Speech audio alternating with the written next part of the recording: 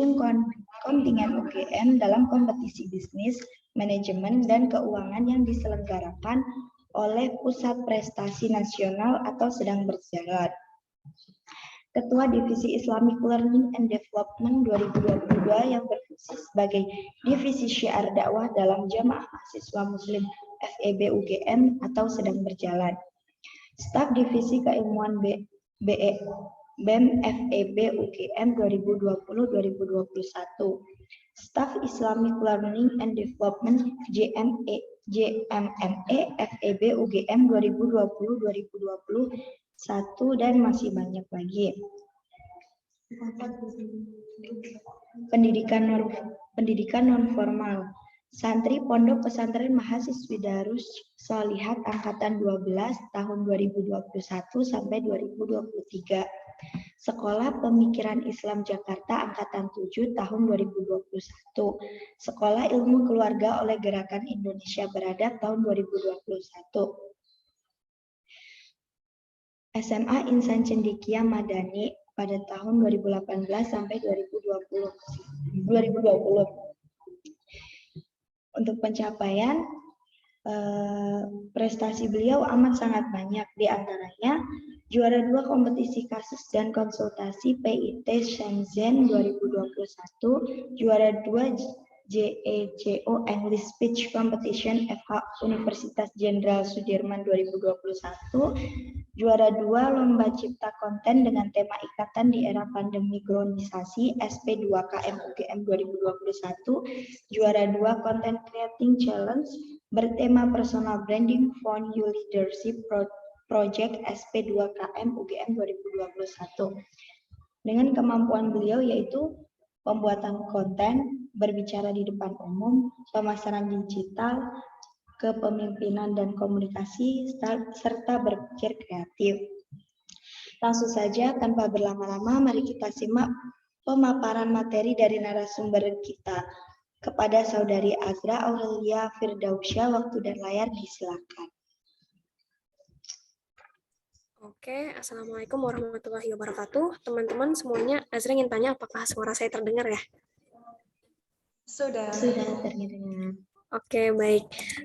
Sebelumnya Azra mau request untuk bisa enable share screen ya, atau menjadikan Azra sebagai co-host.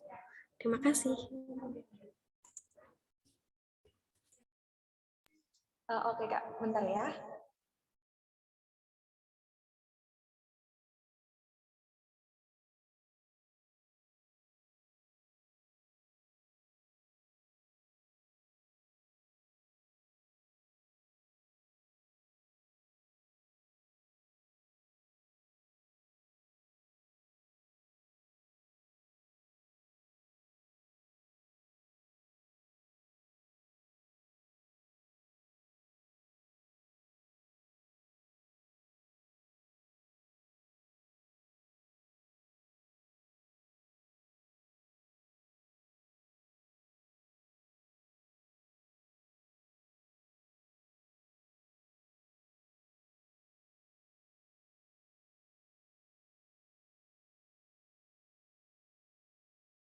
Oke, Azra izin share screen ya teman-teman. Dan oh iya, sebelum aku mulai mungkin aku mau kenalan dulu kali ya. Assalamualaikum warahmatullahi wabarakatuh. Selamat pagi teman-teman semua. Aku senang banget nih teman-teman pada semangat banget buat ikut kegiatan yang positif di hari Minggu yang harusnya sih bahan ya jadwalnya kayak healing lah, terus rebahan abis nugas Senin sampai Sabtu, dan iya orang-orang seperti kalian tuh sedikit banget ya karena semua orang mau ambis di hari Minggu kayak gitu. Jadi salam kenal, aku Azra dari semester 4 akuntansi UGM yang sekarang juga kuliah di Ponpes Darus Sholihat Yogyakarta. Mungkin teman-teman akhwat nih kan Ponpesnya cuma buat mahasiswa doang. Kalau kalian tertarik untuk tinggal di asrama atau di Ponpes bisa banget ke Pogung. Jadi BSI ini lokasinya di Pogung dan cukup strategis sih, bisa ke UIN, bisa ke UGM, bisa ke UNY, dan aku juga aktif di lembaga dakwah fakultas sebagai kepala divisi syiar dakwah JMM FEB UGM. Jadi nanti kalau teman-teman HMPS mau collab kajian nih atau ada kerjasama lainnya boleh banget kontak aku kayak gitu.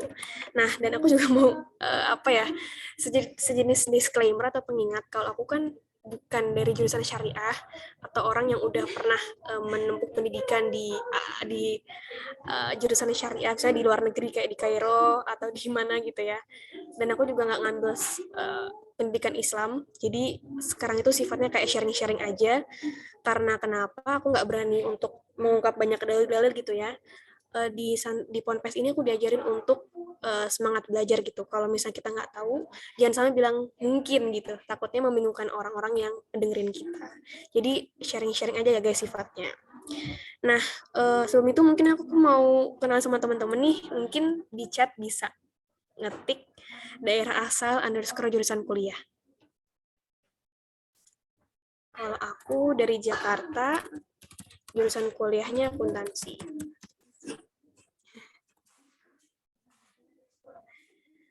Mungkin teman-teman ada yang mau kenalan di kolom chat, boleh banget. Oke. Oke, aku lanjut aja kali ya. Mungkin teman-teman juga lagi nyambi, ya aku husnuzonnya lagi beres-beres rumah sama orang tua, atau lagi healing, jadi aku langsung lanjut aja sesi sharing-sharingnya. Oh ya guys, BTW ini PPT aku kelihatan ya? Kelihatan nggak ya?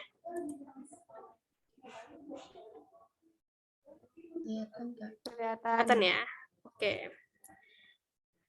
Oke.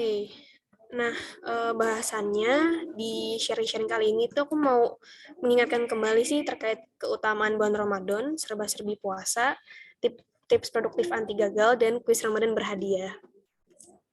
Oke. Apa sih yang terlintas di pikiran kamu tentang Ramadan? Mungkin teman-teman boleh di kolom chat sharing apapun tentang Ramadan itu apa sih, kayak gitu. Apa yang kalian pikirkan tentang Ramadan?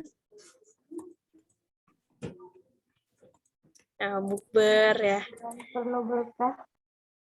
Iya, penuh berkah, terus baju lebaran baru, iktikaf di masjid, terus THR, dan mungkin kita udah nggak dapat ya, udah bertahun-tahun juga nggak pulang ke kampung, terus udah gede ya, jadi nggak dapat THR, malah kayaknya harus ngasih THR sih. Terus apalagi nih, ada ngejar takjil, ataupun yang lainnya. Ya, terawih juga bisa.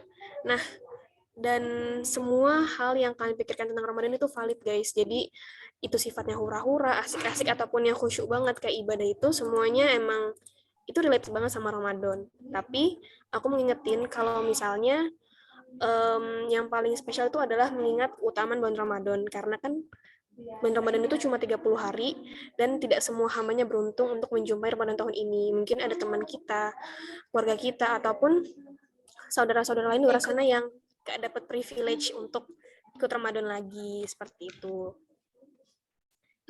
Oke, aku lanjut ya. Nah, mungkin pertama aku mau ingetin lagi tentang keutamaan bulan Ramadan, dan dari sumbernya itu aku ngambil dari Rumah Show. Oke, jadi Ramadan adalah bulan diturunkannya Al-Quran. Dalam Al-Baqarah ayat 185, mungkin aku baca aja kali ya, beberapa hari yang ditentukan itu ialah bulan Ramadan, bulan yang di dalamnya diturunkan permulaan Al-Quran sebagai petunjuk bagi manusia, dan penjelasan-penjelasan mengenai petunjuk itu, dan pembeda antara yang hak dan yang batil. Karena itu, barang siapa di antara kamu hadir di negeri tempat tinggal di bulan itu, maka hendaklah ia berpuasa pada bulan itu. Jadi, karena cuma bulan Ramadan doang nih, bulan yang dimana di sana ada proses nuzulul Quran atau penurunan Al-Quran. Jadi apa ya, kayak kita harus memaksimalkan bulan yang sangat-sangat spesial ini dengan caranya mendekati Al-Quran. Terus mungkin kita bisa mencari asal usul nih, Al-Quran itu prosesnya gimana sih? Karena mungkin kita diajarinnya Al-Quran itu ada ribuan ayat, ada ratusan ayat, tapi kita jarang banget baca Quran sambil baca artinya, atau mungkin banyak hikmah ya yang ada di ayat-ayat tersebut kayak gitu. Mungkin teman-teman bisa mulai dengan kajian tafsir Al-Quran dari surat yang paling kecil, misalnya Al-Ikhlas, Anas, dan sebagainya. Kita bisa mulai dari merutinkan baca Quran dan juga mencari tafsirnya seperti itu. Jadi kita makin percaya nih kalau Al-Quran itu memang satu-satunya kitab yang menjadi panduan kita sebagai umat muslim. Berikutnya, di belenggunya setan, ditutupnya pintu neraka, dan dibukanya pintu surga. Rasulullah bersabda, apabila Ramadan tiba, pintu surga dibuka, pintu neraka ditutup, dan setan pun dibelenggu. Nah, salah satu perawi hadis yang bernama Al-Qadiyat itu menjabarkan makna hadis berupa, yang pertama, hadis ini tuh menunjukkan kemuliaan bulan Ramadan. Terus Allah memudahkan hambanya untuk taat seperti menahan diri melalui puasa. Dan di Ramadan itu dikasih privilege teman-teman untuk apa ya? Kita tuh disemangatin, dimotivasi untuk eh, jauh untuk melakukan maksiat kayak gitu. Nah sebenarnya kalau bisa ngomong-ngomong ada yang nanya kayak gini ya, Kak itu katanya Ramadan kan apa ya, setan tuh pada dikunci ya, pada diborgol gitu istilahnya. Kok masih ada yang berbuat maksiat kayak gitu. Nah sebenarnya kan kita semua ini manusia dibekali nafsu. Tapi dengan salah satu benteng yakni puasa itu sebenarnya jadi apa ya? Jadi tameng sih. Gimana sih caranya kita ngelola nafsu kita? Mulai dari nggak makan, ngelakuin hal-hal yang maksiat dan mungkin syahwat-syahwat lainnya. Jadi ini sih teman-teman balik kesadaran masing-masing. Kalau sebenarnya kita tuh semua bisa melawan setan dan di Ramadan tuh kayak apa ya, orang-orang tuh tiba-tiba auto tobat gitu, auto taat. Aku bisa ngeliat dari teman-teman aku dari SMA SMP dulu ya, bahwa mereka tiba-tiba nahan untuk ngomong kasar, nahan untuk tidak jalan-jalan ke tempat yang kurang jelas, dan malah lebih mengalihkan waktunya untuk tidur. Jadi puasa tuh emang bener-bener tameng yang apa ya, kuat banget supaya kita lebih taat lagi. Terus berikutnya terdapat malam Lailatul Qadar. Nah, di bulan Ramadan itu kan teman-teman pasti ya setiap sholat taraweh, setiap ada khutbah Ramadan itu diingetin sama surat Al-Qadar. Nah, surat Al-Qadar itu menerangkan kalau misalnya di Ramadan itu ada malam kemuliaan, yaitu di 10 hari terakhir, di saat turunnya Al-Quranul Karim. Berikutnya, bulan Ramadan adalah waktu dikabulkannya doa. Rasulullah SAW bersabda, sesungguhnya Allah membebaskan beberapa orang dari api neraka pada setiap hari di bulan Ramadan, dan setiap muslim apabila dia memanjatkan doa, maka pasti dikabulkan.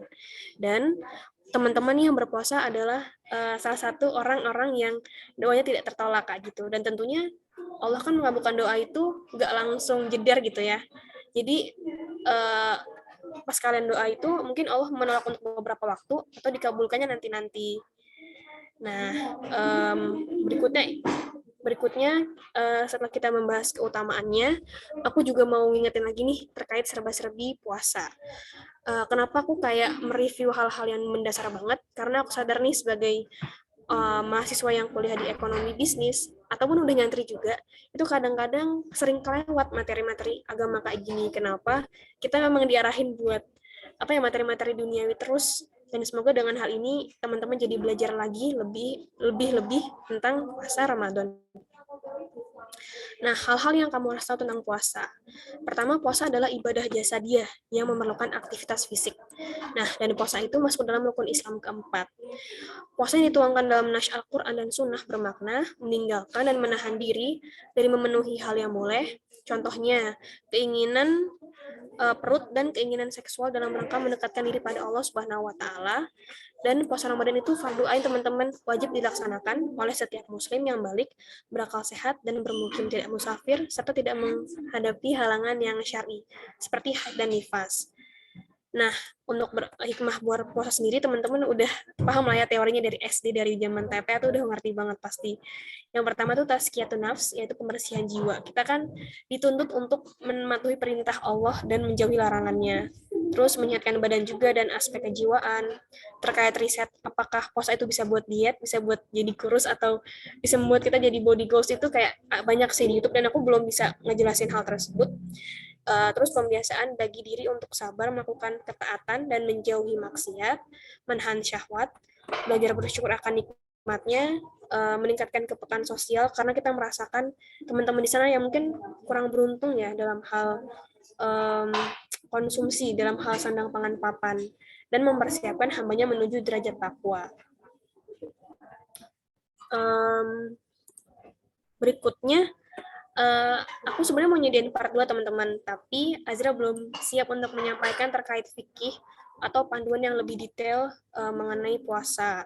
Misalnya nih ada bagian panduan untuk orang-orang yang tidak berpuasa itu harus seperti apa. Apakah orang musafir tuh nggak apa-apa nih kalau bolong puasanya. Terus kalau udah tua itu boleh nggak sih? Itu aku belum bisa ngejelasin.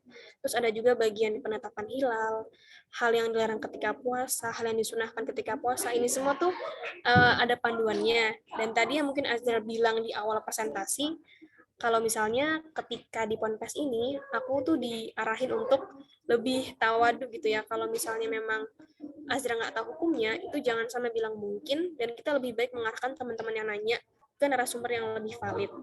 Saranku, teman-teman bisa nonton kajian di YouTube, kalau misalnya mau belajar daring, dan juga diikhtiarkan untuk belajar offline. Kalau aku sendiri mungkin di pondok pesantren banyak referensi buku seperti ini ya, tapi aku sekalian sharing-sharing aja, karena di Ponpes ini kurikulumnya lebih mendasar lagi, eh, materi yang sekarang aku terima itu lebih ke tauhid. Jadi kenapa sih kita harus memiliki Allah gitu ya? Kenapa kita harus berislam? Dan asal usul panduan Islam. Salah satunya dengan belajar buku fikih seperti ini. Jadi ini baru bab pengantar ya, belum sampai bab puasa. Kalau bab puasa masih jauh banget kayak gitu. Jadi Azra belum siap membagikan ke teman-teman. Nah, aku juga nyaranin kalau kalian mau belajar lebih, ketika offline itu harus mencari guru. Jadi kalian nggak boleh asal beli buku, oh recommended nih, terus membenarkan, udah pasti tulis ini benar kayak gitu. Nggak bisa. Jadi pola belajar yang baik itu, apalagi agama ya, kalian baca materinya, terus kalian diskusikan dengan orang yang berkompeten di bidang tersebut. Kayak gitu. Maaf banget ya teman-teman. Oke, terus kesimpulannya mungkin aku mau ngasih gitu ya, terkait pengingat. Allah itu maha baik ya. Allah itu mengingatkan kita, kalau yang kita kejar di dunia itu, kalau yang kita kejar sekarang itu bukan semata-mata dunia yang akan kita tinggalkan. Jadi pos-pos satu kita bener-bener apa ya, dimotivasi sama Allah untuk, ayo dong ingat sama aku gitu. Ayo dong ingat sama akhirat kamu, bahwa bekal kamu itu bukan cuma prestasi akademik, IP, ataupun kesibukan organisasi, ataupun pekerjaan gitu. Masih banyak hal-hal yang kamu harus cicil untuk kehidupan setelah dunia. Terus ada juga pengingat bahwa Allah itu nggak melihat ketakwaan kita, bukan sebatas kecantikan, ketenaran, ataupun banyaknya harta layaknya pandangan manusia. Jadi kalau teman-teman insecure karena fisik kalian, atau yang ada di dunia ini, kalian jangan takut guys, karena Allah itu maha mengetahui isi hati kayak gitu. Dan setiap proses kalian menuju taat, misalnya mulai ngurangin ngomong kasar, ataupun sholatnya lebih rutin lagi, itu udah menjadi apa ya, proses yang benar-benar berkualitas di hadapan Allah. Jadi tergantung niat masing-masing, dan yang tahu isi hati itu cuma Allah aja. Dan ternyata dari waktu kalian nih, kalian kan hidup itu udah berapa juta detik ya, berapa triliun detik. Sebenarnya Allah itu ngasih kesempatan buat kita untuk berbenah pada setiap detiknya, kayak gitu. Nah, terus aku mau masuk ke bab tips produktif anti gagal. Dan ini juga sifatnya mengingatkan diriku sendiri ya, karena aku juga bukan ahli produktif atau sarjana produktif, itu nggak ada. Semua orang punya cara produktif masing-masing, dan aku mungkin bisa mulai dari penggunaan HP kita. Kayak gitu. Nah, ini hal-hal yang aku udah terapkan selama beberapa tahun setelah adanya HP. Ada banyak banget kegiatan manfaat yang bisa pakai HP dan tanpa HP, tanpa biaya, ataupun tanpa harus banyak gerak gitu ya, cukup rebahan aja kayak gitu. Misal, teman-teman bisa nge-share informasi bermanfaat seperti kajian, quotes Ramadan, dan lain-lain di platform media sosial kamu. Kok teman-teman ada ngejudge, ih soalim lu ya, kan mendingan dikatain soalim daripada sok nakal gitu kan, lebih enak dibilang baik gitu ya. Amin banget kalau kita jadi alim gitu. Terus bisa berzikir dimanapun, tentunya mengutamakan adab, misalnya kita wudhu dulu, terus berzikirnya ketika kita bengong, dan gak di toilet tentunya ya, di tempat-tempat yang baik kayak gitu. Karena banyak banget amalan-amalan kayak beristighfar, mengucapkan subhanallah, alhamdulillah, dimanapun itu benefitnya banyak banget guys. Padahal kan cuma gerakin mulut doang ya. Terus menjaga hati, misalnya sama teman-teman sekarang ngurangin ngomongin orang gitu, itu kan susah banget ya. Terus lebih sabar lagi, menjaga senyum ketika kamu lagi bad mood di hadapan orang tua dan lain sebagainya. Terus kalian juga bisa istirahat yang cukup lama gitu ya, tergantung kebutuhan masing-masing, dengan niat untuk mengetes energi nih untuk ibadah lagi atau untuk belajar lagi. Dan yang paling santai itu sebenarnya mendengarkan audio kajian atau murotal kayak gitu. Jadi gampang banget lah, Allah itu nggak menyusahkan kita. Dari kita rebahan di kasur, terus punya kuota, punya HP, udah banyak banget amalan yang kita bisa lakukan. Namun mungkin dari teman-teman ada kali ya ide kira-kira kegiatan produktif apa lagi sih yang bisa dilakukan dengan ini kayak gitu. Mungkin ada yang mau share di kolom komentar.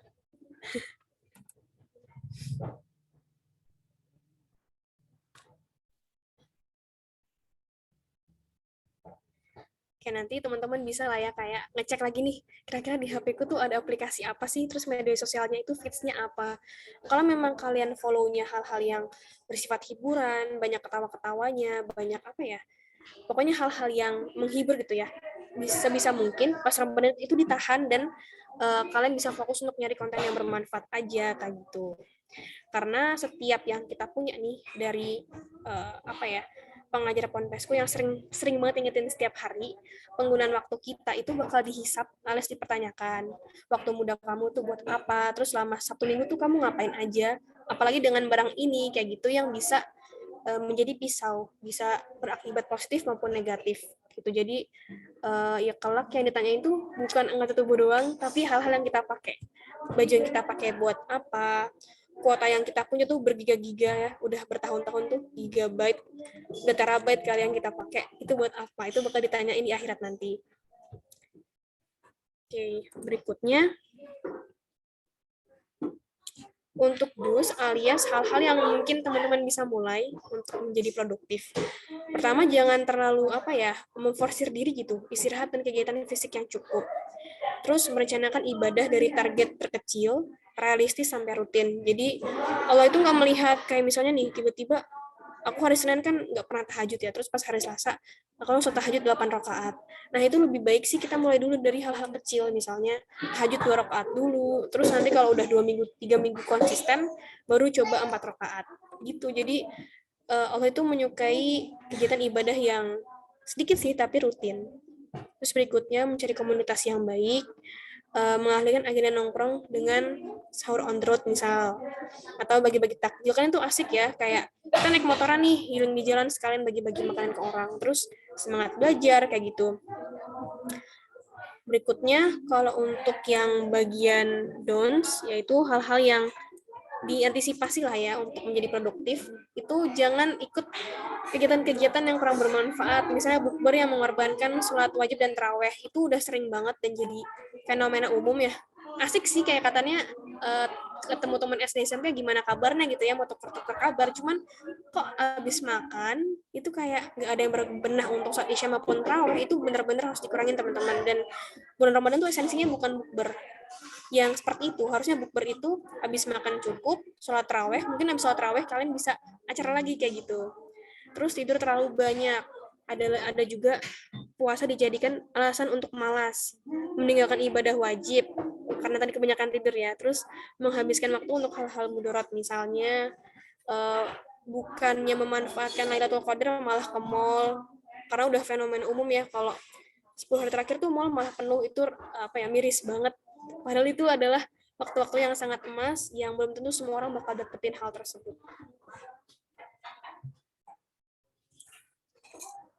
Nah, sebenarnya aku mau ngarahin ke tebak-tebakan sih, tapi mungkin aku mau sharing-sharing lagi tentang apa yang mungkin aku sudah lakukan, tapi di luar Ramadan ya teman-teman. Mungkin ini bisa jadi inspirasi teman-teman yang sekarang masih kuliah, yang jadi mahasiswa, karena kalian kan waktunya lebih lengang ya daripada pas SMA yang punya 13 mata pelajaran.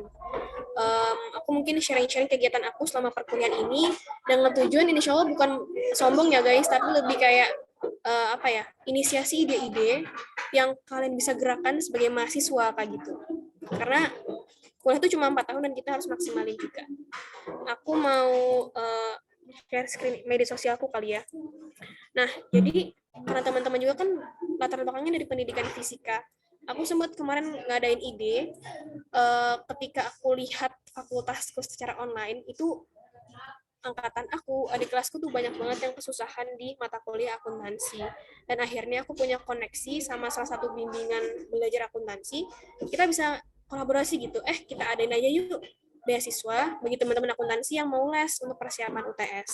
Dan mungkin teman-teman pendidikan fisika yang sekarang udah semester 4 ke atas, atau masih di bawah semester 4, kalian bisa nih pas Ramadan nanti, atau sebelum Ramadan ya, kayak menginisiasi, kita coba yuk bantu teman-teman SMP, SD, ataupun SMA yang lagi belajar fisika, kita kasih mentoring gratis kayak gitu. Kan sekarang praktek ya. Nah, terus berikutnya aku juga menelisik nih, kalau misalnya kita semua kan punya kemampuan beda-beda. Ada yang mungkin kemampuannya itu lebih ke seni, misalnya editing video, terus nyanyi, nari. Nah, aku nggak punya hal itu. Jadi yang aku bisa adalah bahasa Inggris dan juga orangnya cukup suka apa ya SKSD gitu ya. Aku mengadakan ruang speaking di bulan Desember lalu. Jadi teknis dari ruang speaking ini adalah aku itu pengen buat platform yang menghubungkan antara mahasiswa Indonesia dengan mahasiswa luar negeri. Tujuannya apa? Supaya mereka bisa bertukar informasi tentang budaya masing-masing. Dan alhamdulillah nih aku dapat volunteer dari adik kelasku di Fakultas Ekonomi dan Bisnis dan juga dapat banyak banget peserta. Alhamdulillah kayak Allah mudahkan ya aku untuk menjangkau peserta dari Malaysia, dari mana lagi ya, ini dari Lebanon, dari Maroko, dan ada juga yang dari Filipina gitu. Jadi kalian harus ngeh gitu ya, gimana ya cara aku produktif dengan melihat kekurangan dan kelebihan masing-masing. Nah, berikutnya juga aku pernah kayak bukan sok-sokan ya, tapi lebih kayak nantangin diri untuk menjadi Vicky Naki. Kalau kalian tahu Vicky Naki kan di YouTube, dia bisa ngomong sama banyak orang dari negara yang bermacam-macam. Nah, aku tuh pernah juga ngajakin live orang dari Amerika untuk melatih bahasa Inggris aku kayak gitu. Jadi banyak sih cara-cara untuk memaksimalkan skill masing-masing. Dan by the way aku juga ngonten, tapi bukan ngonten yang kayak udah ribuan subscribers ya guys. Kalau kalian mungkin sekarang tertarik dengan dunia konten itu lebih diarahin buat ke TikTok gitu. Karena orang-orang sekarang suka banget sama video singkat. Hal-hal yang aku suka di konten itu adalah membagikan pengalaman aku sih, kayak misalnya nih dibuat di organisasi kan aku pernah ikut BEM, aku sharing-sharing gimana sih cara buat proposal karena mungkin di luar sana ada orang yang butuh kayak gitu, terus gimana cara lolos UGM. Dan aku sempat juga melakukan pembuatan konten sama orang-orang yang udah berprestasi di bidangnya, pernah wawancara mapres, pernah wawancara volunteer dan pendiri organisasi volunteer dan lain sebagainya kayak gitu.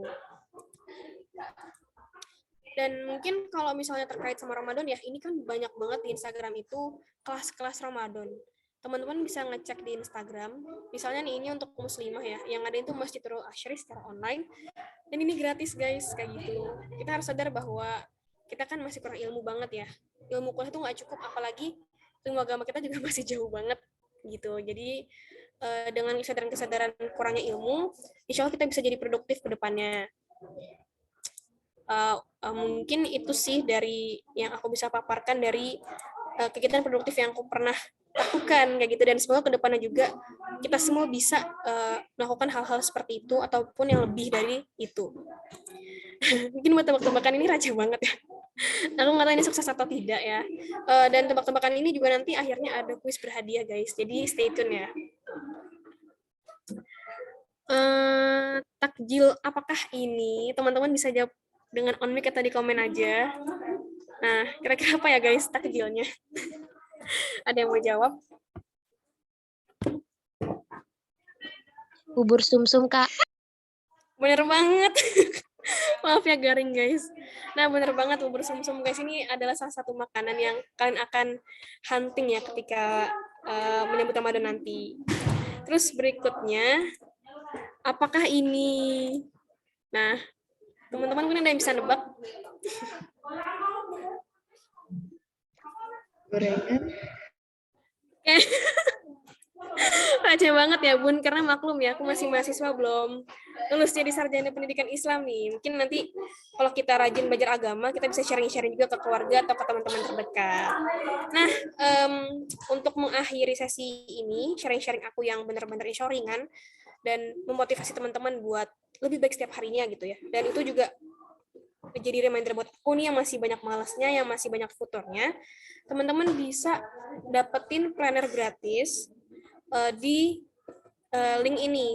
Jadi nanti di link ini bit.ly/siap Ramadan 2022, teman-teman bakal dikasih kayak kuis singkat dan 3 pengisi beruntung akan mendapatkannya kayak gitu. Batas pengisiannya hari ini jam 12 siang. Aku chat di kolom chat aja kali ya buat linknya. Teman-teman bisa ngisi dari sekarang. bit.ly/siap Ramadan 2022. Nah, nanti bagi pemenangnya akan aku japri, dan semua data pribadi pasti insya Allah aman ya. Aku amanah sama data-data kalian. Oke, jazakumullahu khairan kathiron. Sekian dari materi Azra. Mohon maaf kalau mungkin belum bisa memenuhi ekspektasi teman-teman, karena aku juga belum berani ya untuk lebih jauh terkait ilmu agama yang aku punya sekarang. Karena di Ponpes juga tadi aku udah sharing ya, bener-bener diarahkan untuk belajar dari hal terdasar dulu nih, kenapa kita harus berislam, terus dari mana sih sumber belajar kita. Jadi aku belum sampai bab puasa kayak gitu. Sekian dari aku, mohon maaf pada salah-salah kata. Wabillahi taufiq wal hidayah. Wassalamualaikum warahmatullahi wabarakatuh. Terima kasih teman-teman semua. Jangan lupa isi uh, giveaway-nya ya, karena aku bener-bener bakal ngasih buat 3 pemenang tercepat, tertepat, dan yang paling bagus jawabannya. Terima kasih. Masya Allah, luar biasa banget. Materinya gimana teman-teman? Tadi, apalagi tadi ini dapat tebak-tebakan tuh seputar tadi menu buka puasa. Gimana? Udah semangat puasa belum teman-teman?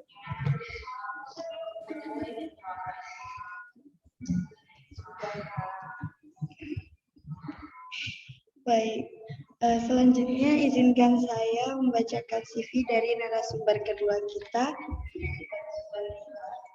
Nama Ahmad Bahaur Rifki, tokoh muda milenial, subhanallah. Tepat tanggal lahir Rembang 17 September 1999. Alamat Desa Pranggen, RT 5, RW 1, Kecamatan Pamotan, Kabupaten Rembang, Jawa Tengah.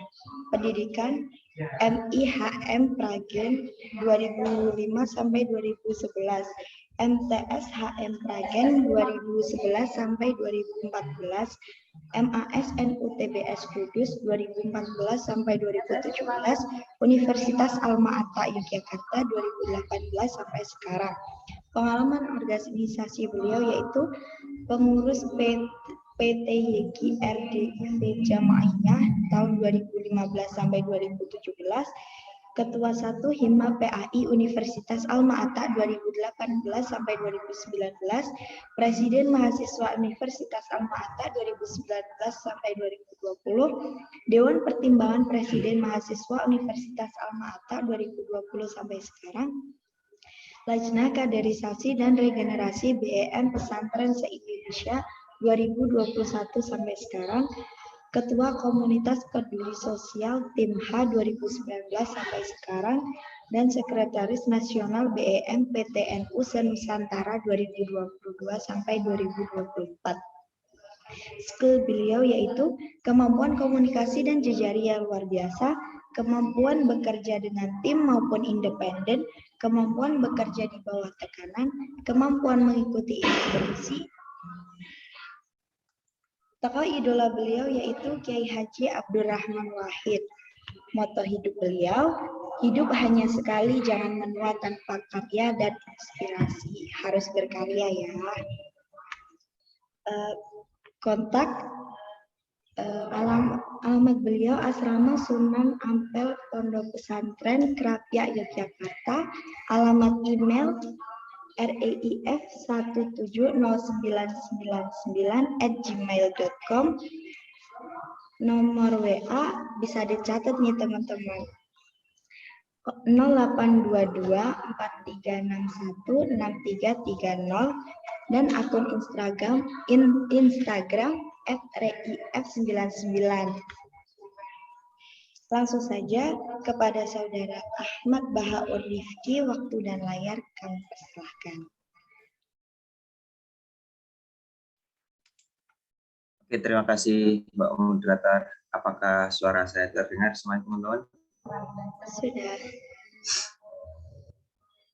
Oke, siap.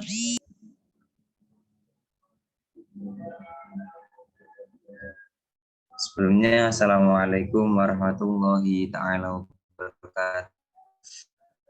Waalaikumsalam warahmatullahi wabarakatuh.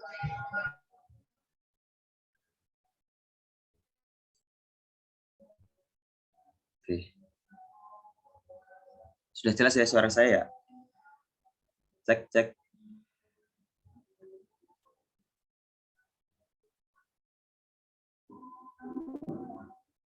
Sudah Halo, dijelaskan. apakah oke, siap. Bismillahirrahmanirrahim.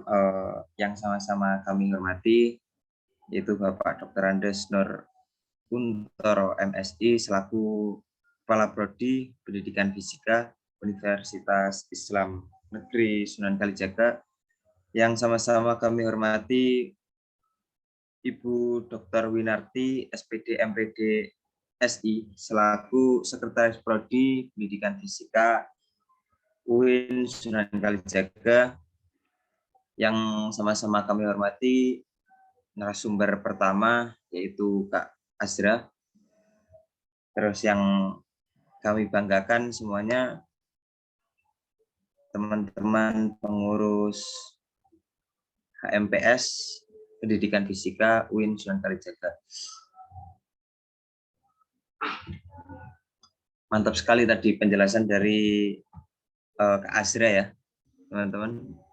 Mungkin teman-teman yang sedang di rumah mungkin bisa atau yang memungkinkan untuk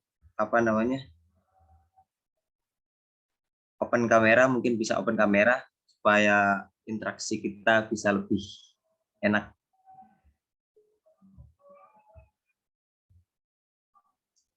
Oke, terima kasih. Oh, ternyata di sini ada banyak teman-teman yang dari luar UIN ya. Ini ada teman-teman dari Unisula juga, dari Universitas Al-Mater juga. Oke. Alhamdulillah. Jadi mungkin kalau tadi Kak Azra itu menjelaskan tentang keutamaan menjelang Ramadan.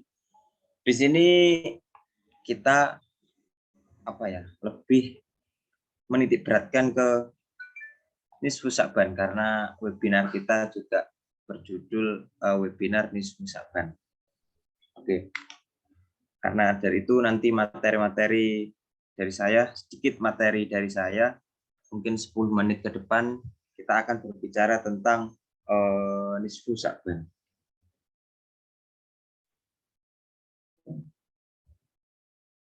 Oke teman-teman, teman-teman yang berbahagia. Jadi pertengahan bulan Sa'ban yang disebut malam Nisfu Sa'ban ini adalah malam yang sangat mulia ya. Tadi sudah disebutkan oleh moderator juga bahwa malam ini sangat mulia sekali. Meskipun Nisfu Sa'ban yang kemarin bertepatan dengan hari Kamis malam Jumat ya. Kita bahas sekarang, jadi nggak masalah lah, meskipun telat sedikit. Namanya belajar itu tidak ada yang terlambat ya. Oke, jadi terdapat dalam malam ini itu terdapat sebuah kisah dari Rasulullah pastinya. Jadi suatu malam Sayyidah Aisyah itu pernah tidak bersama dengan Nabi Muhammad, dengan Rasulullah. Jadi beliau itu mengira sang Nabi itu sedang bersama istri yang lainnya.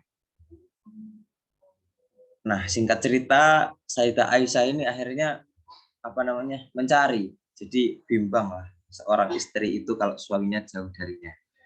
Jadi Sayyidah Aisyah itu mencari kemana ini sang suami saya.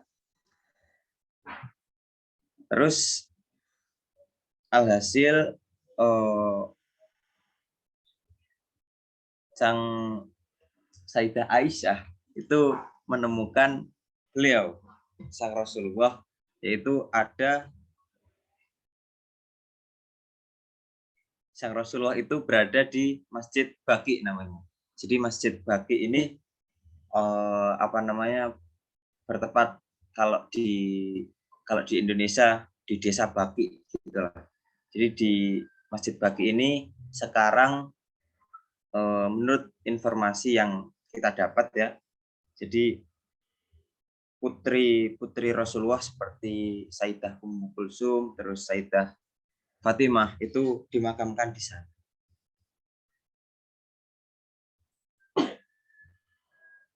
Jadi singkat cerita, Sayyidah Aisyah itu bertemu dengan Rasulullah di masjid itu, dan Rasulullah itu melihat wajah Sayyidah Aisyah itu yang tambah khawatir. Jadi Rasulullah melihat sang istri itu mukanya khawatir. Lalu Rasulullah itu bersabda, di innallaha azza wa jalla yunzilu lailatan min Sya'ban ila sama idunya fayaghfiru li aksara min adadi sya'ri ghanami kalbi.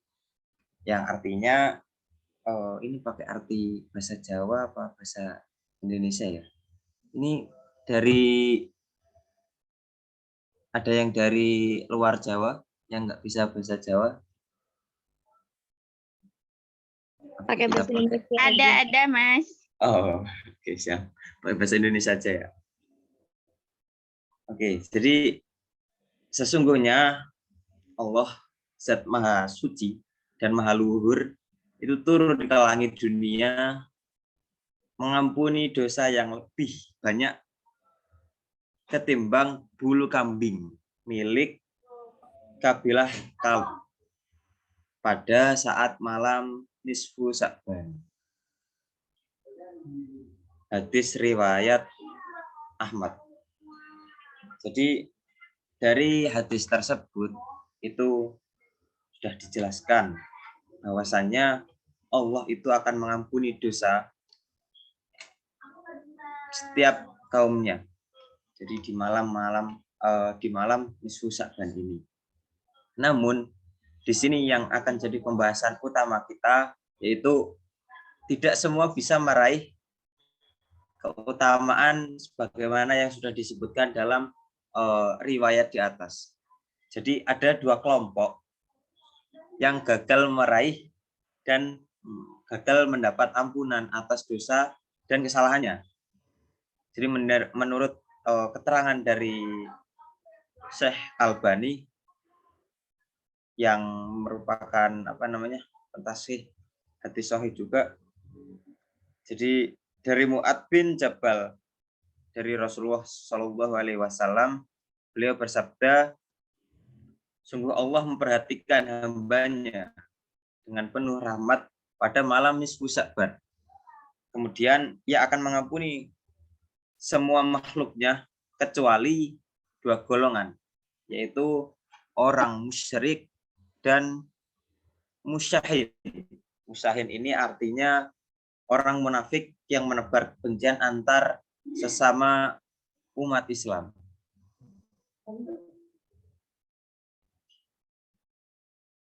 Jadi dari hadis tersebut muncul dua nama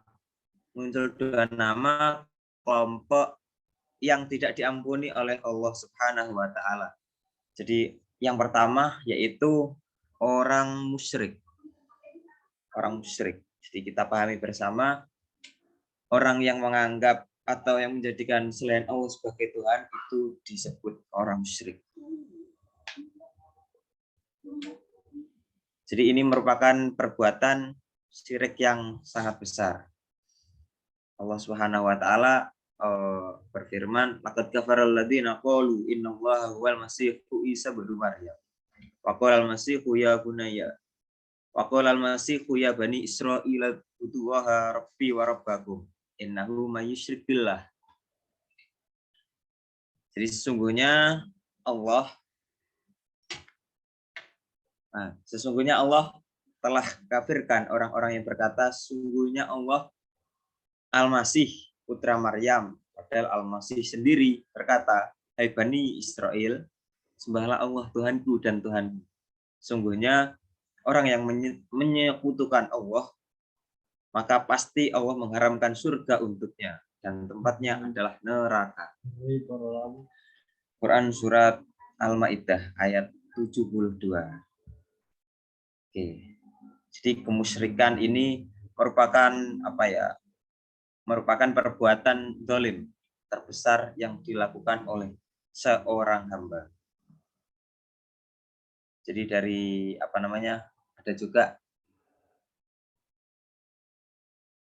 Ada juga Allah berfirman, yaitu wa idqala Luqman libnihi wa huwa ya'idu ya bunayya la tusyrik billah innasyirka ladzulmun adzim. Jadi innasyirka ladzulmun adzim. Di sini ada ayat wasyirka innasyirka ladzulmun adzim. Sesungguhnya syirik ini merupakan benar-benar kezaliman yang luar biasa, yang sangat besar. Selanjutnya mungkin bisa slide-nya dilanjut. Oke, yaitu golongan yang kedua, yaitu orang yang masih memelihara permusuhan dengan saudaranya sesama muslim. Jadi yang dimaksud golongan yang kedua ini yaitu seyogianya kita sebagai sesama muslim ya, saling mengasihi dan saling menyayangi. Jadi Allah Subhanahu wa taala itu paling tidak suka dengan kita sesama muslim ini yang saling bermusuhan. Jadi saran kami ya, mungkin dari teman-teman partisipan, mungkin dari teman-teman MPS, ada masalah apa atau ada masalah internal atau masalah apapun itulah, sama temannya sendiri atau sama keluarga atau sama siapapun saudara muslim, itu untuk segera diselesaikan dan untuk segera minta maaf. Karena apa? Tadi jenengan-jenengan itu masuk ke golongan kedua, yaitu orang yang masih memelihara permusuhan, itu tidak akan dimaafkan oleh Allah di malam nisfu Sya'ban.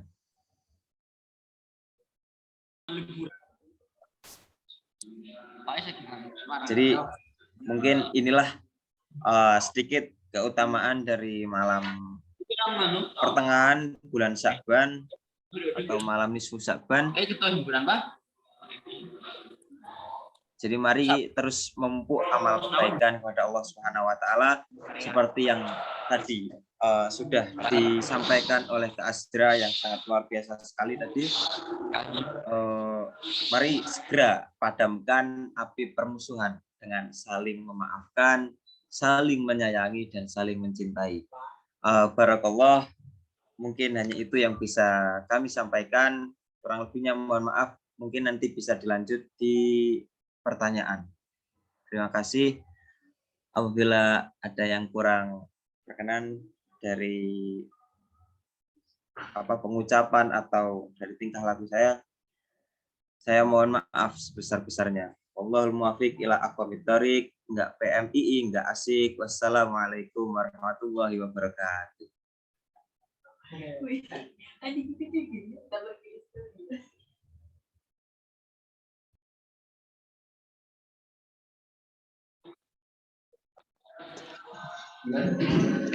Sudah sangat padat, singkat, dan jelas ya.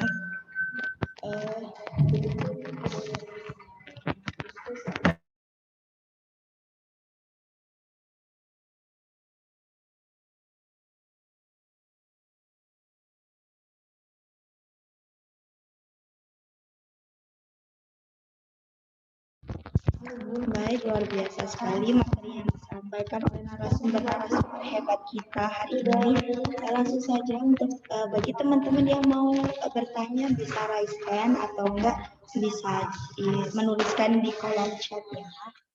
Silakan yang mau bertanya.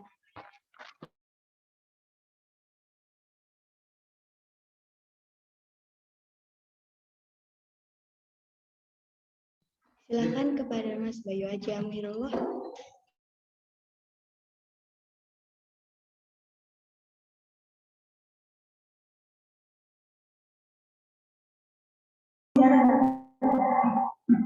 Gak ada, diam aja.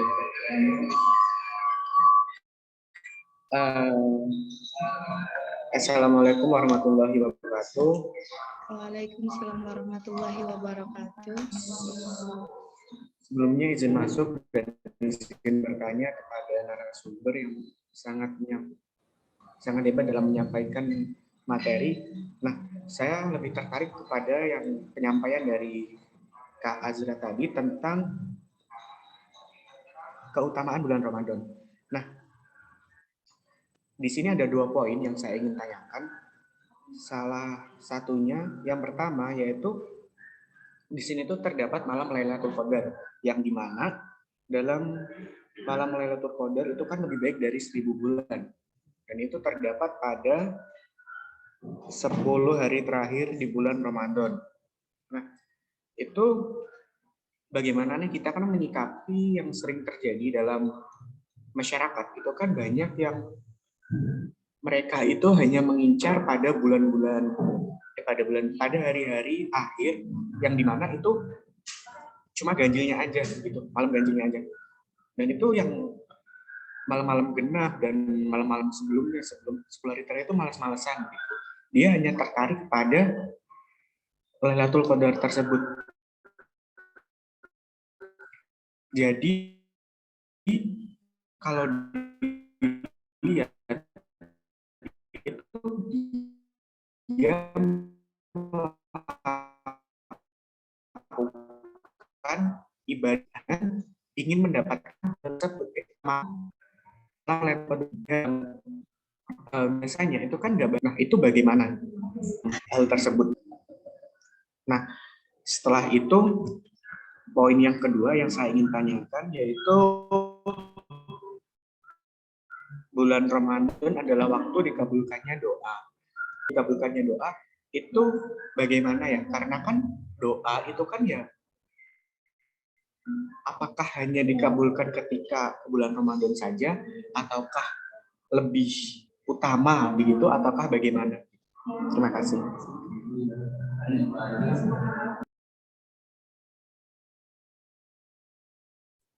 Oke, baik. Tadi terkait pertanyaan dari Bayu, terima kasih banyak ya. Aku boleh langsung jawab sekarang ya dari panitia. Boleh Mbak, silakan. Oke, jadi tadi disclaimer dulu ya. Aku udah menekankan tadi kalau aku mungkin emang belum cakap banget di ilmu terkait puasa karena aku masih belajar fikih dari bab pengantar kayak gitu. Nah, mungkin buat menjawab kamu terkait perbedaan pendapat, aku juga minggu ini baru belajar di poin perbedaan pendapat ketika kita nih yang lagi berusaha belajar, ternyata di masyarakat itu masih banyak banget yang awam terkait suatu hal. Misalnya tadi terkait orang-orang lebih ngejar Lailatul Qadar di malam-malam ganjilnya aja. Nah, mungkin yang pertama kali kita harus bekali adalah diri kita sendiri gitu. Kita harus belajar tentang ilmu fikih terkait Lailatul Qadar seperti itu. Apakah benar cuma di 10 malam itu aja, terus di ganjilnya aja. Terus perhitungan itu seperti apa? Misalnya, kalau yang di Lailatul Qadar itu kan dibilang 10 malam terakhir. Nah, kalau misalnya 10 malam itu dari jam berapa sampai jam berapa kayak gitu? Apakah dari abis maghrib sampai abis subuh? Pokoknya kita telisik lah apa yang dimaksud dengan Lailatul Qadar tersebut. Terus kita juga melihat referensi dari Rasulullah dan para sahabat dulu gitu. Bagaimana cara mereka menyikapi Lailatul Qadar? Bagaimana persiapan mereka? Apakah seperti iktikaf yang kita lakukan sekarang? Karena memang kebiasaan yang ada di zaman Rasulullah sama yang ada di zaman kita kan udah jaraknya beda berabad-abad jauh ya guys. Itu kita harus telisik bahwa sekarang tuh adaptasinya banyak gitu. Dan cara kita ngajar Lailatul Qadar itu selain itikaf masih banyak lagi. Pokoknya yang pertama itu adalah tentang penguatan ilmu dari kita masing-masing. Nah, setelah kita sudah cukup mendapatkan referensi yang baik, kita bisa ngabarin ke teman-teman kalau misalnya untuk majalah Lailatul Qadar itu kita nggak bisa mengharap kepada satu malam aja teman-teman. Kan tadi kita udah punya prinsip nih kalau waktu itu kan sangat-sangat berharga. Kenapa kita nggak coba untuk mengajar Lailatul Qadar setiap hari kayak gitu? Jadi kita lebih tekankan kayak, oh iya kita harus memanfaatkan waktu ya. Kan kita nggak tahu nih Allah nurunnya kapan kayak gitu. Dan kita juga nggak bisa memungkiri nih apakah di 10 malam Lailatul Qadar itu kita masih hidup. Kayak gitu. Jadi tugas kita memanfaatkan waktu. Kalau dari Azra sih terkait perbedaan pendapat seperti itu ya. Jadi yang pertama poinnya adalah berilmu dulu terkait fikih Ramadan, terkhusus Lailatul Qadar ya, karena kita dari dulu selalu dipaparkan hal-hal yang umum aja gitu. 1000 bulan itu maksudnya gimana ya? Apakah pahala kita berlipat ganda, terus kita juga tidur dapat pahala atau tidak? Itu harus dipertanyakan ke ahli fikih gitu terkait Ramadan. Terus tadi yang poin terkait tadi yang pertanyaan nomor 2 apa ya? Kalau boleh tahu, mungkin bisa dikasih kata kuncinya aja. Yang poin kedua itu bulan Ramadan adalah waktu dikabulkannya doa. Nah, dalam artian ini tuh doa itu hanya dikabulkan ketika bulan Ramadan ataukah bagaimana bila ataukah lebih cepat dikabulkan ketika bulan Ramadan? Oke, dari ilmu yang mungkin aku pernah dikasih ya dari Ponpes ini kan baru sekian bulan kayak gitu. Sebenarnya dari pengajar ini pun udah menekankan ya bahwa banyak banget waktu-waktu yang mustajab buat berdoa dan juga orang-orang yang sedang melakukan sesuatu dan mereka tuh doanya mudah diijabah gitu ya. Misalnya ketika hujan, ketika kita lagi sakit, ketika kita lagi safar, ketika kita lagi berpuasa dan sebenarnya ada sih referensinya, cuman Azra belum bisa jelaskan tadi di PPT ya. Harusnya Azra juga lebih bijak sih untuk menyertakan riwayat-riwayat tersebut. Tapi yang Azra pahami sih, ketika tadi ya ada beberapa kriteria orang-orang yang mudah diijabah doanya, salah satunya adalah dengan ibadah puasa kayak gitu. Jadi mungkin penulis dari Rumah Show menuliskan, oh pas Ramadan itu doa kita mudah dikabulkan sebagai motivasi kita nih. Oh ternyata puasa itu kita nggak cuma menahan lapar, kita punya privilege untuk berdoa dan peluangnya lebih besar untuk diterima kayak gitu. Dan saya juga kurang paham nih terkait apa ya, gimana sih cara Allah mengabulkan doa kita, karena memang yang Azra pahami dan yang kita rasakan semua kali ya, Allah kan nggak langsung mengabulkan doa, ada proses kayak misalnya penundaan atau bahkan doanya nggak dijabah sama sekali dan digantikan sama hal-hal yang lebih baik. Jadi kesimpulannya yang Azra bisa kasih adalah kita sebagai umat muslim yang harus paham gitu kapan sih waktu waktu mustajabnya doa. Misal tadi kita nih kan di Jogja sering hujan ya, kita manfaatkan untuk berdoa. Terus kalau kita lagi nggak enak badan atau lagi safar gitu ya, kita manfaatkan waktunya buat berdoa. Intinya lebih memanfaatkan apa yang Islam sudah spesialkan buat kita, dari pemberian waktu, pemberian kesehatan, terus pemberian privilege ini. Kok ada ya ternyata orang-orang di Islam ini dengan kondisi tertentu, mulai dari berpuasa, sakit dan lain sebagainya, itu ada peluang nih untuk doanya mudah diijabah kayak gitu. Kalau aku sih lebih apa ya, memanfaatkan tadi sih apa yang Islam kasih ke kita dan apa yang Allah kasih ke kita, dari waktu, kesehatan, kemampuan berdoa, kekhusyuan dan lain sebagainya. Mungkin maaf ya kalau kurang maksimal, mungkin nanti Bayu bisa ikut lagi kajian-kajian fikih terkait Ramadan dan puasa dengan pemateri yang lebih kompeten. Terima kasih Bayu atas pertanyaannya. Terima kasih, Kak.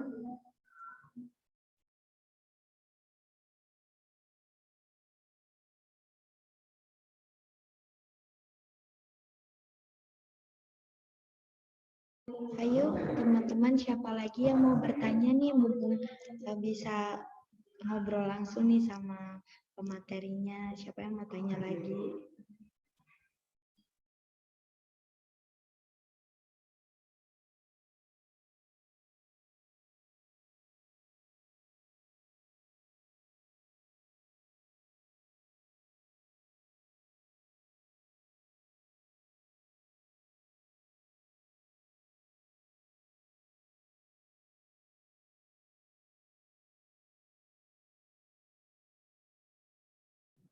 Cek. Izin bertanya. Baik.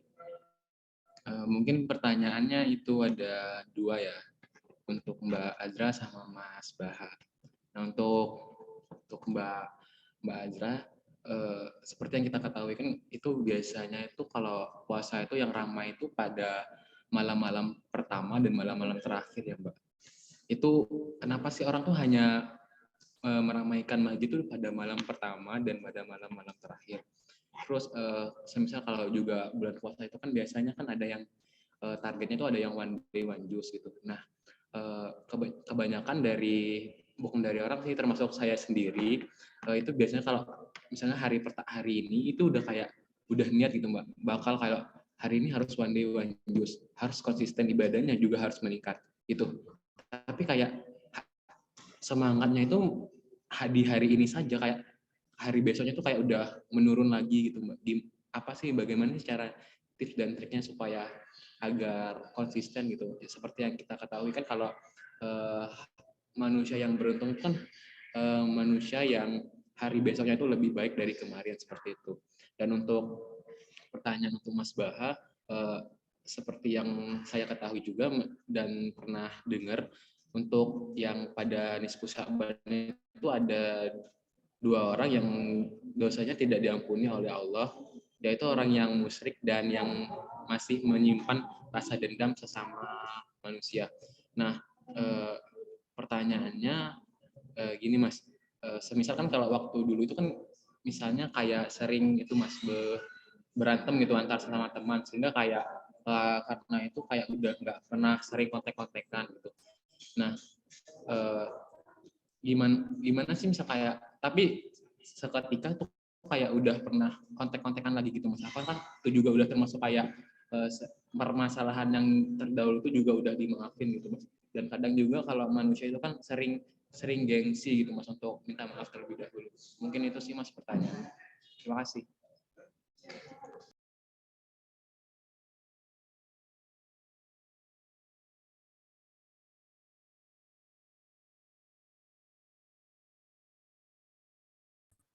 Mungkin boleh Azra dulu kayak menjawab ya. Dari panitia boleh nggak Azra menjawab duluan nih?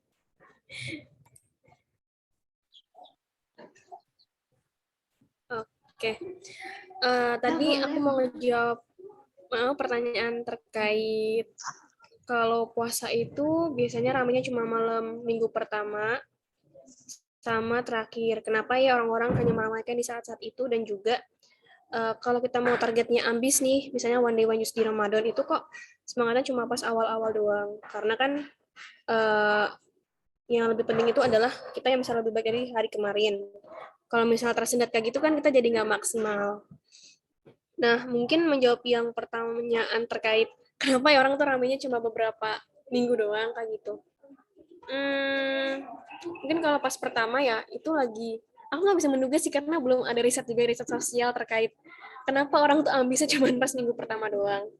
Tapi yang aku yakini yaitu kayak sejenis apa ya, suasana gitu loh, kan menyambut nih emang masih semangatnya, dan yang diuji Allah itu memang konsistensi orang-orang. Jadi mungkin tadi aku sempat bilang ya di presentasi bahwa Allah itu suka sama hal yang kecil tapi rutin kayak gitu, bukan hal yang mungkin katanya keren nih tapi cuma pas awal doang, tapi pas akhir-akhirnya kok menurun kayak gitu. Nah, mungkin dari fenomena masyarakat tersebut kita bisa belajar bahwa kita nggak boleh tuh kalau semangatnya cuma pas awal-awal doang kayak gitu. Kita harus bisa menjaga semangat, terus luruskan niat kalau taraweh atau ibadah tuh bukan tujuannya ria gitu ya, nauzubillah min zalik, ataupun bukan gengsi ya, lebih ngupdate status di WA aja taraweh H1 kayak gitu misalnya. Itu harus diluruskan lagi sih niatnya menurutku. Dan pasti setiap fenomena masyarakat, dari yang suka belanja di mall pas lagi Lailatul Qadar, itu bisa jadi tamparan sih buat kita. Kok ada ya orang-orang yang mungkin masih belum sadar akan Ramadan. Ternyata ini PR buat Azra, buat teman-teman semua, bahwa mau kita muda, mau kita tua, mau kita sehat maupun sakit, harus tetap manfaatin Ramadan sebaik-baiknya kayak gitu. Terus gimana cara menjaga semangat? Azra sendiri kan juga sebagai perempuan ya, teman-teman pasti mengalami halangan gitu atau haid ketika Ramadan, dan mungkin untuk pengetahuan umum aja bahwa ketika Ramadan tuh dan mengalami halangan tersebut itu kita jadi demotivasi untuk ibadah. Nah, kalau dari aku sendiri sih, dari pembiasaan aku di Ponpes juga, ketika kalian semangatnya menurun itu banyak faktor. Mungkin circle kalian kurang bagus, di rumah mungkin kurang ada esensi Islami kayak gitu ya, kurang ada esensi murotal, Al-Quran dan lain sebagainya. Terus tadi ya kembali kepada niat baca Al-Quran itu one day one juz. Kalau cuma baca bahasa Arabnya itu memang mungkin menurutku kurang ngefeel gitu ya, kurang terasa. Jadi kita mungkin nggak one day one juz dulu, tapi kita baca Al-Quran dan mencoba untuk memahami dan membaca artinya kayak gitu. Mungkin kita belum bisa paham tafsir Al-Quran 100% ya, itu kan ada ilmunya tersendiri. Tapi seenggaknya kita akan melihat nih, Al-Baqarah itu isinya kayak gini ya. Ternyata Allah itu punya beberapa hukum untuk orang-orang yang sabar.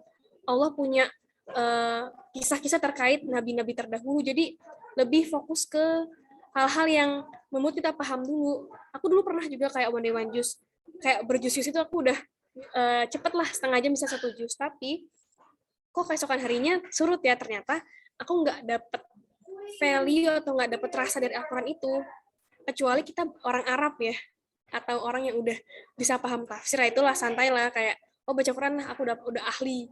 Nah kita sadar kita orang Indonesia, bahasa Arabnya juga nggak ahli-ahli banget, alangkah lebih baik sih mulai dari baca tafsirnya dulu. Nah gitu sih. Dan mungkin dia juga pengingat buat aku sama teman-teman, kalau ya next kita bisa mulai dari baca surat terpendek dulu nih, dari Anas. Anas itu bahas apa ya? Al-Falaq, artinya apa? Al-Ikhlas, esensinya apa sih hikmah-hikmah di surat itu? Kayak gitu sih dari Azra. Mungkin bisa dilanjutkan sama pemateri kedua untuk menjawab pertanyaannya.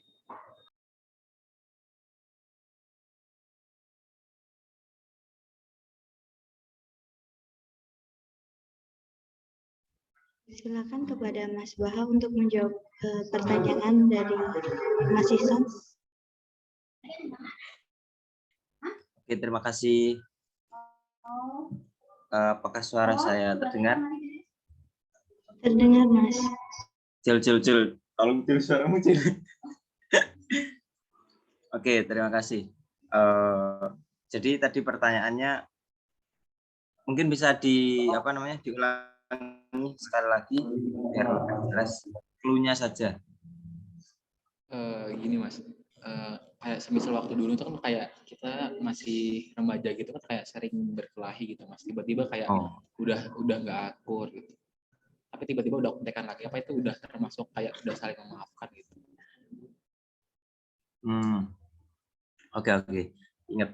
Jadi pertanyaannya gimana kalau kita dulu pernah pernah nggak akur, terus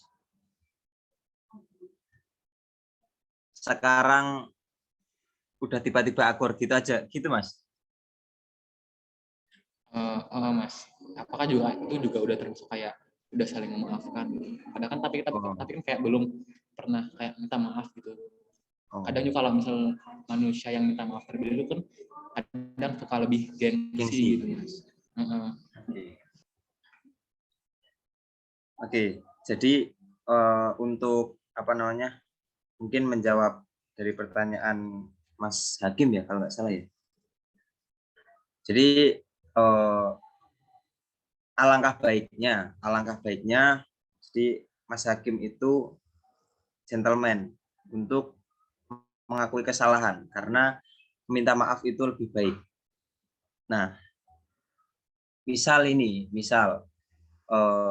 ada satu kasus lagi, misal dulu banget permasalahannya terus sampai sekarang nggak kontekan, itu tetap nanti mungkin nggak ada ada yang nggak punya nomornya atau sudah lupa mungkin, itu silahkan nanti kalau menurut NU itu silahkan dihadiahi Fatihah. Jadi ila hadiroti siapa jadi Fatihai. Terus didoakan yang baik-baik.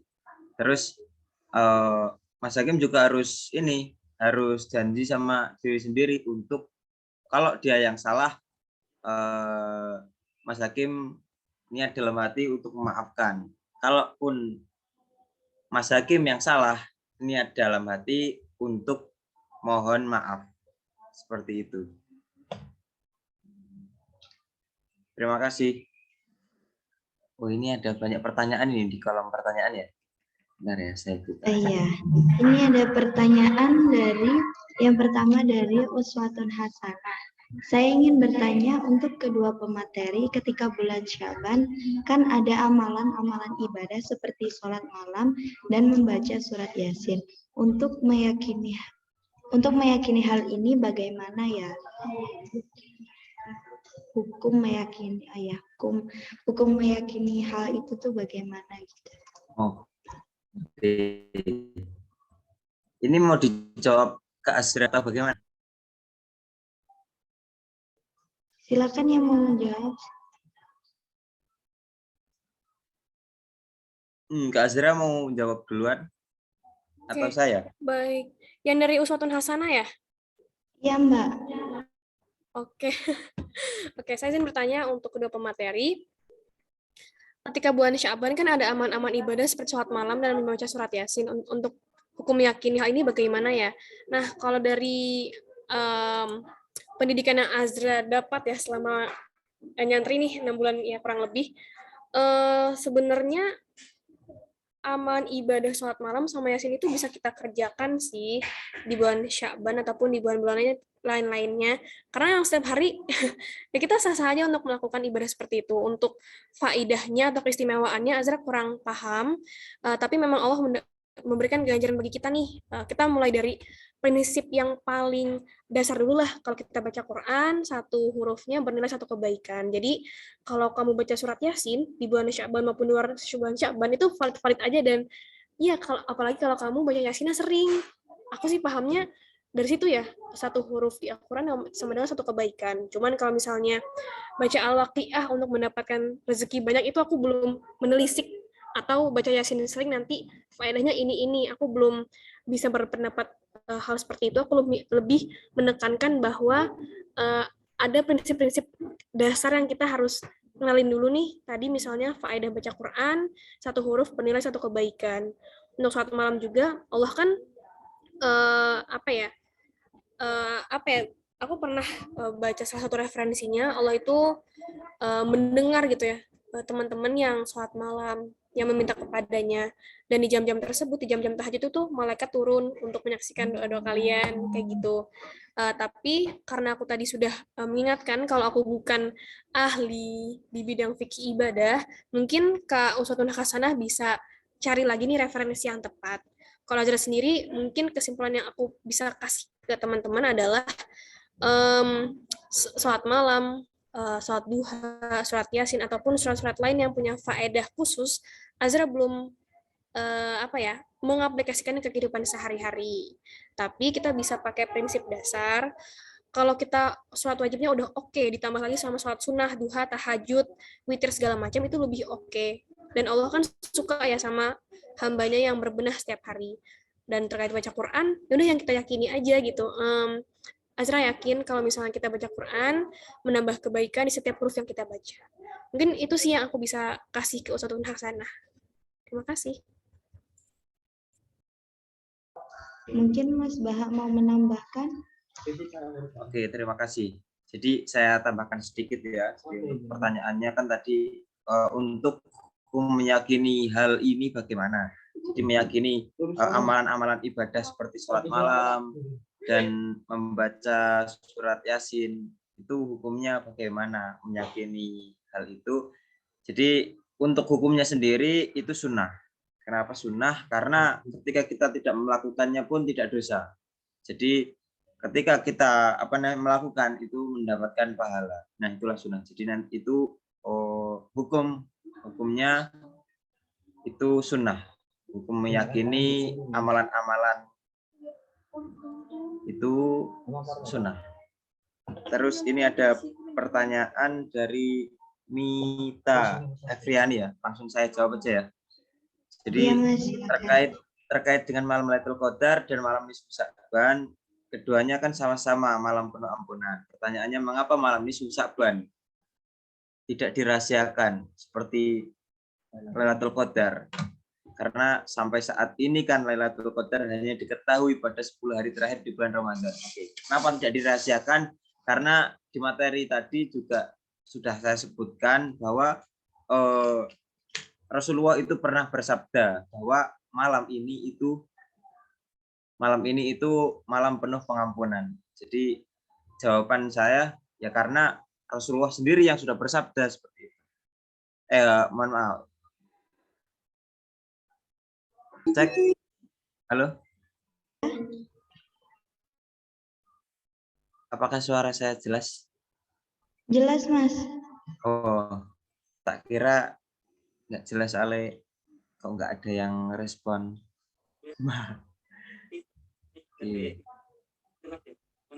Jadi jawabannya ya karena dari Rasulullah sendiri sudah bersabda seperti itu. Itulah kenapa malam nisfu Sya'ban ini tidak dirahasiakan seperti malam Lailatul Qadar. Terima kasih.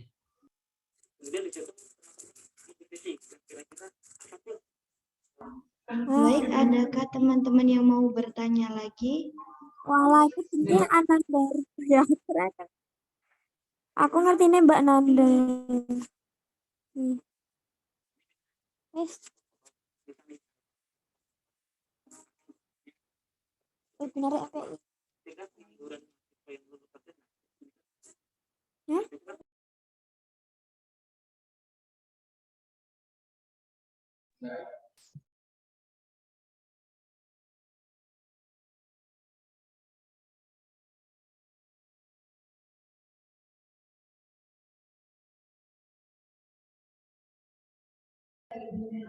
Apakah ada yang ditanyakan lagi, teman-teman?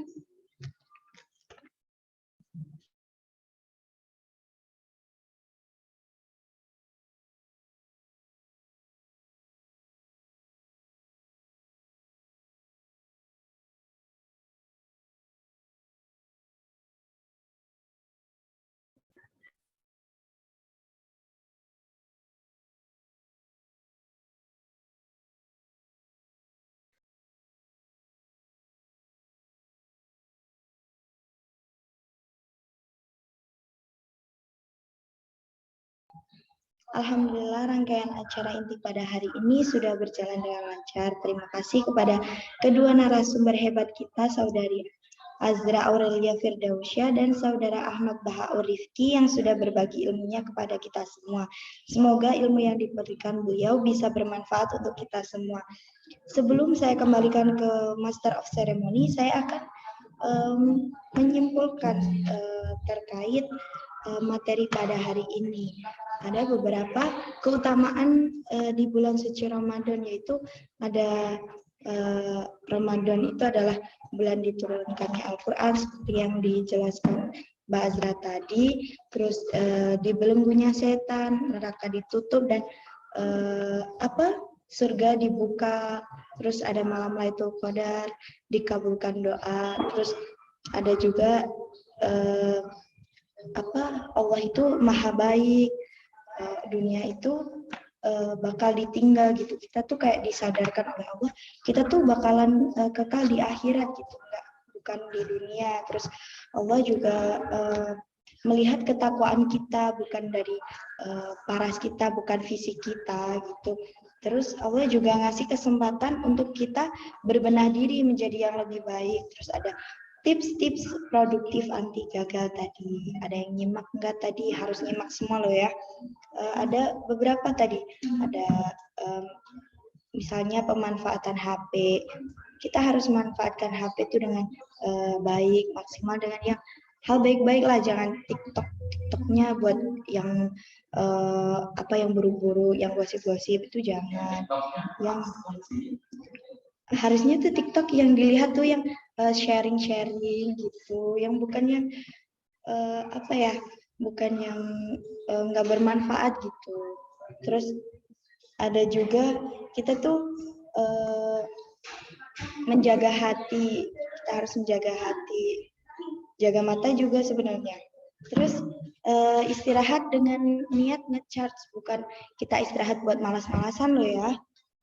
Terus ada lagi yang harus dilakukan dan yang harus ditinggalkan. Harusnya teman-teman udah paham dong apa yang harus dilakukan dan apa yang harus ditinggalkan ketika puasa gitu. Misalnya yang harus dilakukan tuh ada istirahat, ibadahnya tuh istiqomah, bukan yang banyak tapi jarang, tapi yang dikit tapi istiqomah aja gitu. Lebih baik di istiqomahnya gitu. Terus ada lagi menghindari kegiatan yang nggak bermanfaat. Contoh-contohnya pasti udah tahu dong yang nggak bermanfaat itu apa. Misalnya kita lihat TikTok itu tadi, tapi yang nggak bermanfaat loh ya. Kalau yang sharing-sharing, misal kita buat kita lihat tuh untuk tips buat proposal misal, terus tips buat beribadah lebih baik, itu boleh dilihat, bagus malah. Terus yang harus ditinggalkan tuh misalnya ini buka bersama tapi meninggalkan tarawih, ya baik sih niatnya buat menjalin silaturahmi gitu dengan teman-teman, saudara gitu. Tapi kalau meninggalkan tarawih kan ya nggak baik juga. Nah, terus tidur berlebih, malas-malasan, meninggalkan ibadah, itu nggak deh, harus dihindari loh ya teman-teman. Udah dijelaskan tadi, masa iya masih dilakukan gitu. Terus ada tadi kisahnya Sayyidah Aisyah gitu, yang mengira Rasul itu sedang bersama istrinya yang lain.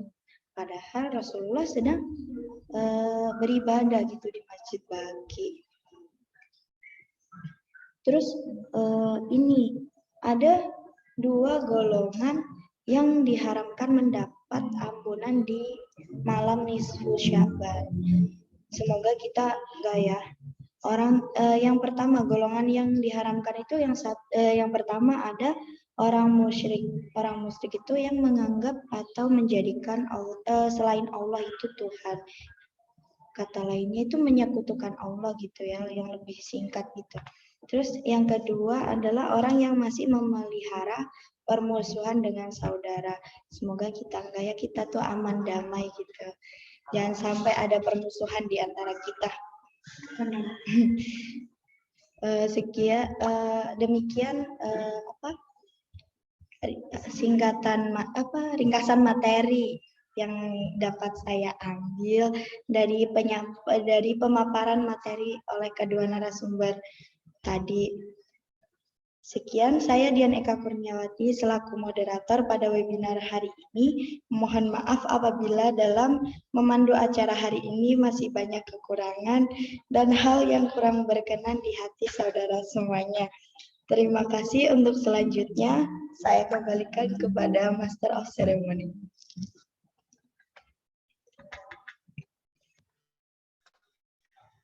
Baik, memasuki penghujung acara pada hari ini.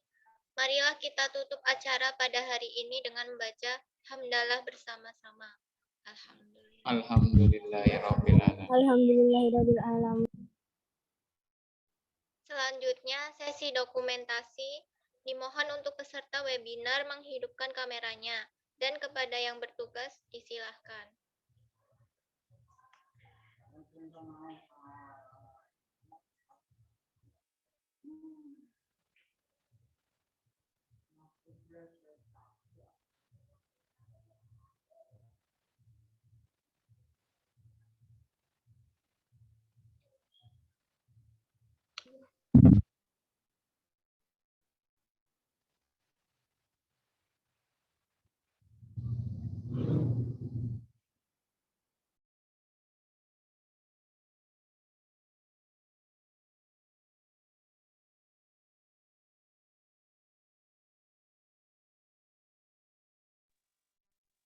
Untuk slide pertama, 1, 2, 3.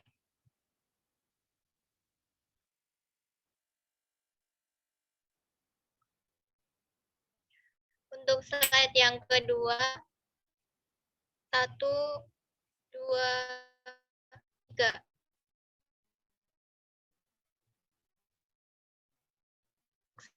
Slide yang ketiga, 1, 2, 3.